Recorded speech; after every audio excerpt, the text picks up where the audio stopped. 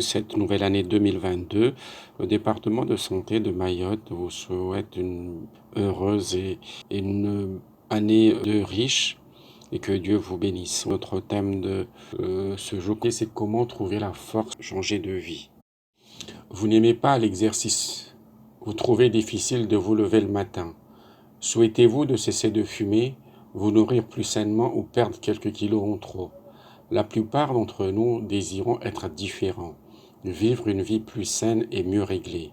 Cependant, nos efforts les plus déterminés pour changer ne débouchent trop souvent sur rien. Beaucoup de gens plaisantent sur leurs résolutions de nouvel an, qui ne durent pas plus de quelques jours ou de quelques semaines. L'un s'engage à ne plus boire de l'alcool, à ne plus fumer. Un autre jure qu'il ne touchera plus jamais à une boîte de chocolat.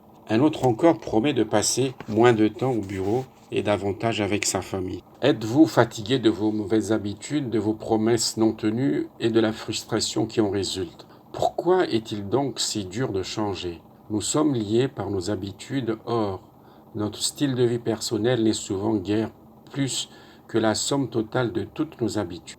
Comment se forment ces habitudes? Notre cerveau est comme un quartier général qui envoie des messages dans toutes les autres parties de notre corps par l'intermédiaire de nos cellules nerveuses.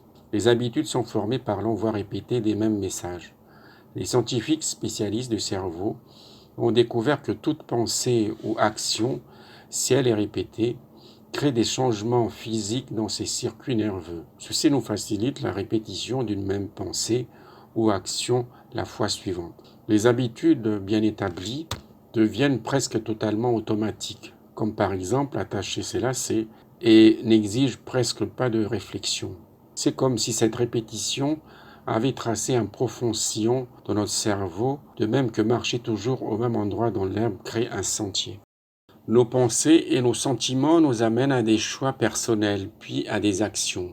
Avec le temps, ces actions répétées deviennent des habitudes qui forment notre caractère. Et à la fin, le caractère d'une personne détermine sa destinée. Cela fait réfléchir de se rendre compte que chaque pensée, sentiment ou action répétée un grand nombre de fois produit des changements physiques et chimiques dans les circuits de nos nerfs. Des changements qui tendront à être ou bien en bénédiction ou bien en malédiction pour nous une fois qu'ils seront fermement installés en nous sous forme d'habitude. Il y a beaucoup de vérités dans ce dicton. Nous serons individuellement pour le temps présent et pour l'éternité ce que nos habitudes font de nous. Toute habitude dans notre vie qui n'est pas totalement sous votre contrôle volontaire révèle qu'il y a addiction. Les mauvaises habitudes et les addictions ont souvent une énorme emprise sur nous. Mark Twain, le célèbre auteur américain, a bien dit, en décrivant son combat contre le tabac, « Cesser de fumer a été la chose la plus facile que je n'ai jamais faite. Je sais, je l'ai fait 1 millier de fois. Il nous faut plus qu'une prise de conscience intellectuelle, il nous faut une source de puissance. » En abordant leurs mauvaises habitudes et leurs addictions, ceux qui remportent un succès durable sont généralement ceux qui approchent ces problèmes dans une perspective fortement spirituelle. Avec Dieu, aucune habitude, aucune pratique, aucune addiction n'est trop difficile à surmonter. Que ce soit le tabac, l'alcool, de mauvaises habitudes alimentaires, le manque d'exercice ou n'importe quelle habitude, cela ne fait aucune différence. Vous pouvez remporter la victoire. Dieu a encore le pouvoir de transformer votre vie. Il déclare dans Jérémie chapitre 32, verset 27, « Voici, je suis l'Éternel, le Dieu de toute chair. Y a-t-il rien qui soit étonnant de ma part ?» Mais le Dieu de l'univers s'intéresse-t-il vraiment à nos habitudes de style de vie personnel? Certainement. La Bible dit que notre corps est le temple de Dieu et que notre santé est importante à ses yeux. Notre Créateur manifeste un profond intérêt pour la qualité de vie de chaque homme, femme et enfant. Jésus a dit dans Jean chapitre 10, verset 10, « Je suis venu afin que les brebis aient la vie et qu'elle l'ait en abondance. » Aspirez-vous à vivre la vie plus abondamment? Désirez-vous être libéré des habitudes qui vous lient? Peut-être manquez-vous même du désir de changer.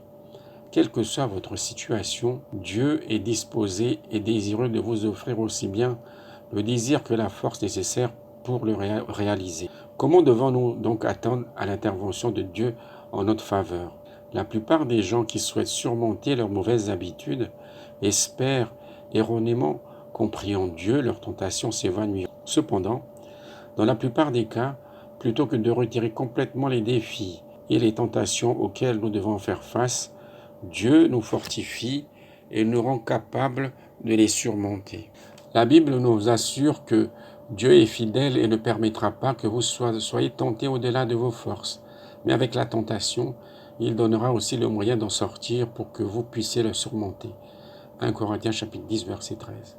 Avec cette promesse de la force d'en haut, notre rôle est de coopérer avec Dieu pour réaliser nos objectifs. Voici ce que nous pouvons faire. Prenez la décision de changer. Sans l'usage judicieux du pouvoir de choisir, l'échec est certain. Tournez carrément la page en ce qui concerne votre habitude. Ceci augmentera considérablement vos probabilités de succès. Dans la plupart des cas, diminuer progressivement est beaucoup plus difficile. Si vous vouliez raccourcir la queue de votre chien, en couperiez-vous un petit bout chaque jour jusqu'à ce qu'elle ait la longueur voulue?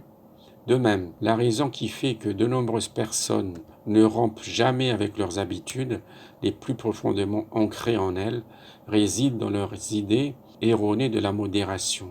Que ce soit le tabac, l'alcool ou les habitudes alimentaires malsaines, la méthode est la même. Il faut tourner la page. Un mot d'avertissement est nécessaire pour ceux qui s'étaient adonnés à l'alcool, aux médicaments et aux drogues illégales. De sévères symptômes de sevrage peuvent apparaître. Recherchez donc une aide médicale. Faire un petit écart de temps en temps en ce qui concerne n'importe quelle habitude mènera à la défaite. C'est une mauvaise manière d'entretenir le désir et peut-être même de l'intensifier. Un petit écart de temps en temps mène souvent à des sentiments de frustration et avant longtemps, cette personne retourne généralement à son ancien style de vie. La tempérance, dans son sens le plus vrai, peut être définie comme s'abstenir entièrement de ce qui est nocif et utiliser judicieusement ce qui est bon. De nombreuses personnes abordent les problèmes de maîtrise de soi comme des résolutions de nouvel an, et la plupart obtiennent exactement le même résultat. Un succès temporaire qui mène à la défaite finale et au découragement. Il existe une meilleure manière. La tempérance ou la maîtrise de soi a un fondement dans la puissance et dans la volonté de Dieu. Aimeriez-vous vous brancher sur cette source de puissance? L'Écriture sainte nous offre un plan simple pour une vie victorieuse. La première étape est de demander. La Bible nous fait cette promesse. Si donc, vous qui êtes mauvais, vous savez donner de bonnes choses à vos enfants, à combien plus forte raison votre Père céleste qui est dans les cieux en donnera-t-il de bonnes à ceux qui les lui demandent. Matthieu chapitre 7, verset 11. Deuxième étape. Nous devons croire que la chose est déjà réalisée. Jésus nous donne cette assurance. Tout ce que vous demandez en priant, croyez que vous l'avez reçu et cela vous sera accordé. Marc chapitre 11, verset 24.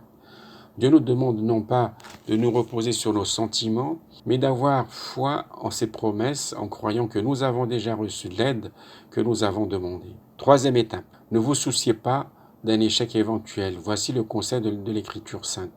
Dans Romains chapitre 13, verset 14. Revêtez-vous du Seigneur Jésus-Christ et ne vous mettez pas en souci de la chair pour en satisfaire les convoitises.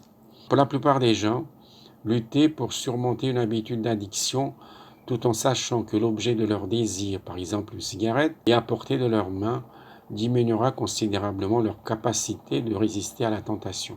Pour obtenir une victoire durable, nous devons demander l'aide de Dieu, croire que nous l'avons reçue et être déterminés à réussir sans nous soucier d'un éventuel retour à notre ancien comportement négatif.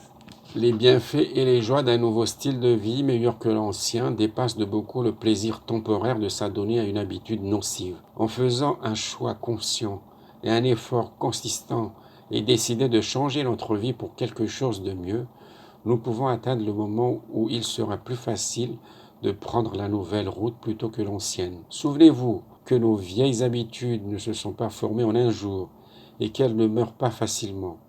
Nous devons persévérer jusqu'à ce que notre nouveau style de vie devienne automatique et une seconde nature, une nouvelle nature. Fortifiés par Dieu, nous pouvons dire avec une pleine assurance dans Philippiens chapitre 4 verset 13, « Je puis tout par celui qui me fortifie ».